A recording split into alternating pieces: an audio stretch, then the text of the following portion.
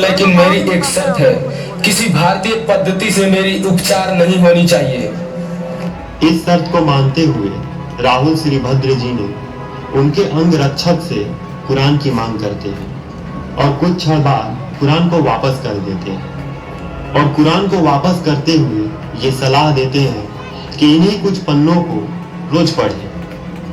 और खिलजी ने उन्हें कुछ दिनों तक पढ़ा और उसकी सेहत में सुधार आने लगी। अंग रक्षक, फरमाइए हुजूर। हमारे हकीमों से मैं ठीक नहीं हो पाया, तो ये भारतीय प्रधान कौन सा ऐसा उपचार किया कि मैं ठीक हो गया? हुजूर, आपकी शर्त मानते हुए राहुल भद्र जी ने हमारे कुरान के कुछ पन्नों में औषधि लगा दी थी। क्या? माफी हुजूर, जब भी आप कुरान पढ़ते थे तब वे औषधि आपके जीवा को स्पर्श करती थी। कैसे?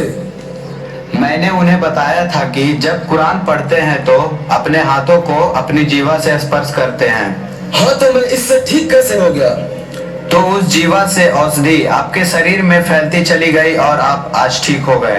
ठीक है, तुम जा सकते हो। उसके बाद उसे एहसास हुआ कि भारतीय चिकित्सा प्रणाली अधिक प्रभावी है, लेकिन यह एहसास उसके मन में पंडितों और बुद्ध की प्रतिमाओं के प्रति घृणा को और बढ़ावा दिया। सेनापति, सेना तैयार करो। माफ करें हुजूर, लेकिन हुआ क्या? यह भूमि अब तलवार के बल पर झुकेगी। ये ब्राह्मण और भिक्षु जिस ज्ञान की बात करते हैं वह बेकार है। जी हुजूर, परंतु हुआ क्या? मेरा अपमान किया गया है। वह भिक्षु अपने आप को समझता क्या है? मेरे मना करने पर भी वह मेरा उपचार भारतीय पद्धति से की, इसीलिए इसकी सजा पूरी विश्वविद्यालय भुगतेगी। जी हुजूर। अब उन्हें मेरी सेना से कोई नहीं बचा सकता।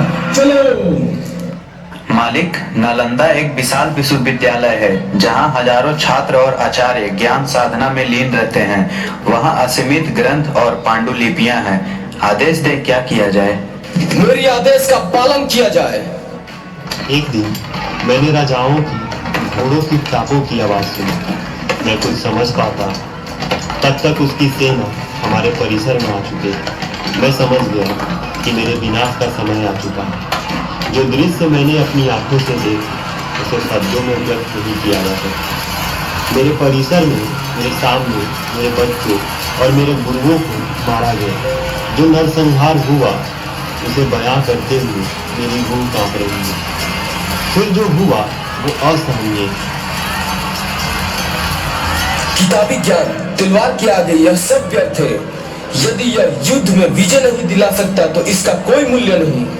मालिक, ज्ञान अमर होता है। इन ग्रंथों में चिकित्सा, गणित, खगोल शास्त्र और दर्शन के अनमोल रहस्य है। यह अगली पीढ़ियों को मार्गदर्शन देगा। कृपया इसे नष्ट न करें। ज्ञान प्रगति, जो खुद को नहीं बचा सकते उसे जीवित रहने का कोई अधिकार नहीं। मेरा आज्ञा अंतिम है। सैनिकों, जला दो इस विश्वविद्यालय को। नहीं नहीं हुजूर, यहाँ लाखों पांडुलिपियां हैं जिसे हमारे गुरुओं ने अपने हाथों से लिखा है। कृपया इसे न जलाएं। इसे आग के हवाले कर दो। इसकी विद्या को जला दो ताकि इसका अहंकार राख में बदल जाए। इसे इतनी आग में जलाओ कि इसके अस्तित्व का नामो निशान मिट जाए। मुझ में आग लगा दी जाती है। मैं जल उठता हूँ। हजारों ग्रंथों की पांडुलिपियां जलकर राख हो जाती है। मेरी लपटें आकाश को छूने लगती है।